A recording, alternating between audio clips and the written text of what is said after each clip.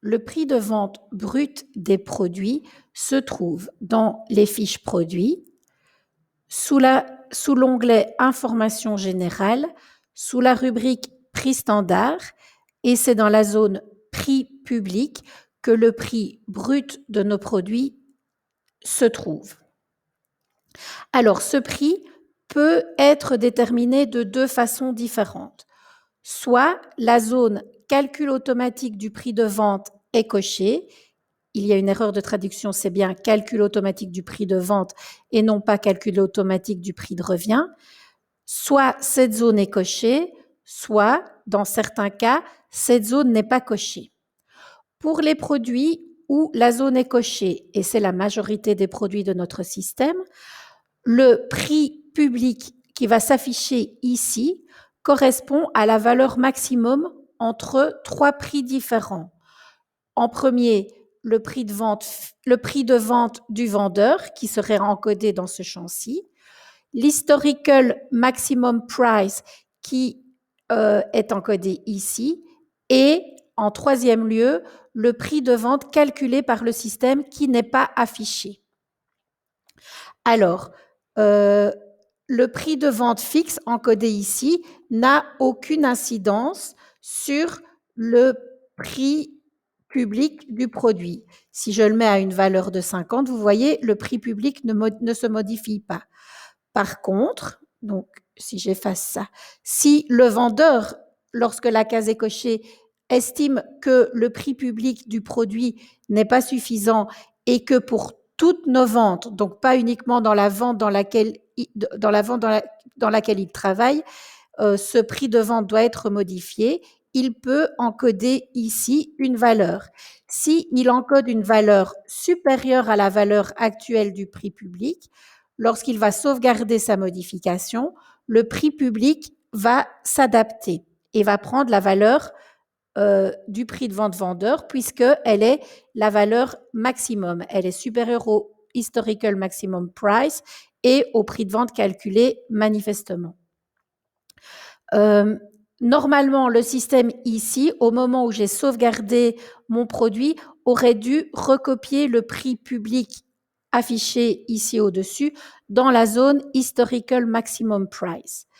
Cette zone Historical Maximum Price est une sécurité que nous avons mis en place pour éviter, lorsqu'on met à jour de manière automatique les prix d'achat fournisseurs et que ceux-ci ont été revus à la baisse pour une raison X ou Y, par exemple, on a négocié des meilleures remises, on ne veut pas nécessairement, en tout cas, on ne veut pas automatiquement répercuter ce gain dû à notre négociation dans nos prix de vente de nos produits.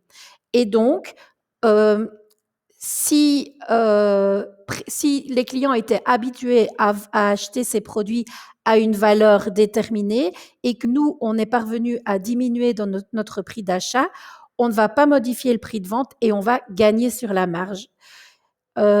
Néanmoins, ce prix de vente historique est parfois encodé avec une valeur erronée. Par exemple, pour des produits qu'on n'a jamais vendus ou parce que, par une erreur de manipulation, on a encodé à un moment un prix de vente beaucoup trop élevé qui n'a rien à voir avec le prix du marché. Et donc, ce prix de vente maximum historique est bloquant. Nous aurons très rapidement soit une double flèche située ici qui permet, lorsqu'on le désire, de recalculer ce prix de vente maximum historique, soit un bouton qui se situera ici qui permet également de recalculer ce prix de vente. Voilà, donc je résume. Lorsque la zone calcul automatique du prix de vente est cochée, le prix de vente proposé pour un produit correspond au maximum de 3 valeurs. Le prix de vente calculé qu'on ne voit pas, et je vais vous expliquer plus tard comment ces prix de vente calculés se calculent, le prix de vente du vendeur et le prix maximum historique. Si je reviens en arrière et que je remets en prix de vente une valeur nulle, mon prix public va pour l'instant revenir à ma valeur de historical maximum price. Pour les produits où la zone calcul automatique du prix de vente n'est pas cochée, le prix public est également le maximum de 3 valeurs, mais ces valeurs sont le prix de vente fixe, le prix de vente du vendeur et encore l'historical maximum price. Lorsque la case n'est pas cochée, le prix de vente calculé par le système n'a pas d'incidence sur le prix public. Tout comme lorsque la case est cochée, le prix de vente fixe n'a pas d'incidence sur le prix public. Donc, à nouveau, dans un produit où le prix public ne dépend pas du prix de vente calculé, si le vendeur veut fixer son prix de vente à une valeur inférieure à la valeur du prix de vente fixe, vous voyez qu'il peut l'encoder, mais que ça n'a pas de répercussion sur le prix public. Par contre, s'il voulait l'encoder à une valeur supérieure, là, directement, le prix public est impacté. Revenons maintenant aux produits qui sont la majorité de nos produits dans notre système, avec un prix de vente automatique calculé. Comment ce prix de vente qui n'est pas affiché est calculé? En fait, ce prix de vente est calculé sur base de la catégorie à laquelle le produit est connecté, et parfois, en plus, le fournisseur, il tiendra compte du fournisseur préférentiel auquel le produit est relié. Les règles pour calculer le prix de vente sont définies dans un ensemble de règles de liste de prix que vous pouvez trouver dans le module Vente, sous le menu Articles, dans l'intitulé Prix List Rules. Toutes les listes pour calculer le prix de vente sont dans la liste intitulée Master Price List. Donc, je fais un pré-filtre dans ma vue pour toutes les listes de prix qui contiennent le nom Master, et le produit dans lequel nous étions était un produit qui faisait partie de la famille distributeur Festo. Il faisait partie du groupe distributeur et du département pneumatique. Donc, dans mes règles, via filtre, ajouter un filtre personnalisé, je vais rechercher la catégorie de produits qui contient le mot distributeur. Appliquer. Et là, j'ai les 13 règles qui pourraient être utilisées pour ce produit. Comme vous le voyez, le produit fait partie de la famille distributeur Festo et a pour fournisseur par défaut Festo. Donc, parmi les règles, le système va regarder cette famille, distributeur Festo, qui se trouve ici. Distributeur Festo, si le fournisseur est Festo, il va appliquer cette règle.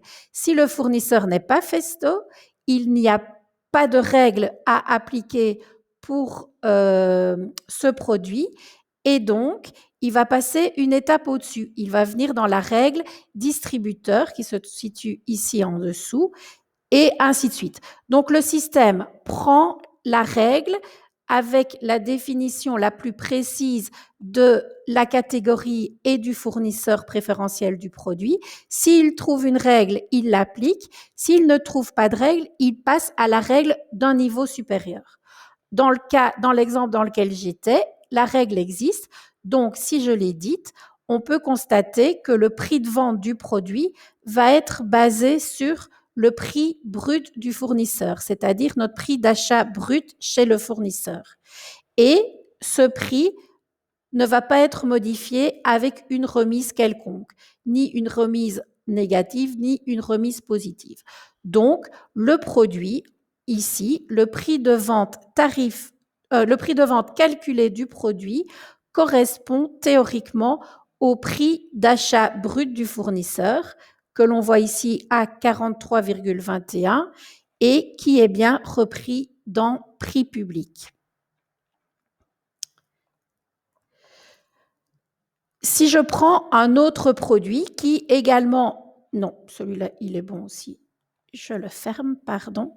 Si je prends un autre produit qui est relié au département pneumatique et au groupe distributeur sans aller plus loin, et il est relié au fournisseur Pneumax.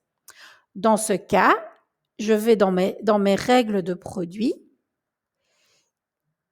Le produit est relié au distributeur ici, et cette règle s'applique quel que soit le fournisseur, puisqu'il n'y a pas de fournisseur défini. Donc, si j'édite cette règle, le produit sera calculé sur base du coût, c'est-à-dire du prix de revient du produit, auquel on va ajouter, puisque le moins qui se trouve ici et le moins qui se trouve ici devant le coefficient, le pourcentage 65, si vous vous souvenez les règles de mathématiques, moins fois moins, ça donne plus. Donc, le coût plus 65%, ça veut dire qu'on va appliquer un coefficient de 1,65 sur le produit. Si je retourne dans mon produit, mon prix d'achat est de 49,18. Si j'ouvre une fenêtre Excel,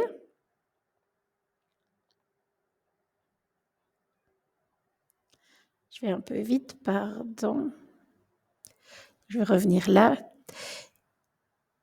Et je ne me souviens plus. Je reviens dans mon produit. 49,18. 49,18 fois 1,65. On obtient une valeur de 81,147, donc 81,15.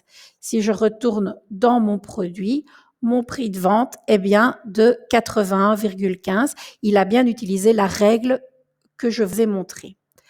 Prenons un autre produit, par exemple le produit ici, qui est également un distributeur et qui est uniquement relié au groupe distributeur, et il s'achète chez Aventix. Si on retourne dans les règles de produit, vous voyez que le système a appliqué la règle distributeur, comme pour le cas précédent, soit un coefficient de 1 moins 65%, donc 1,65%.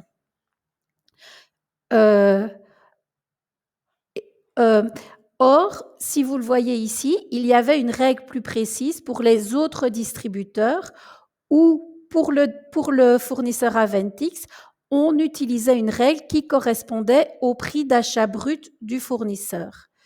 Donc, je vous montre dans ce produit que pour l'instant, il applique un coefficient de 1,65.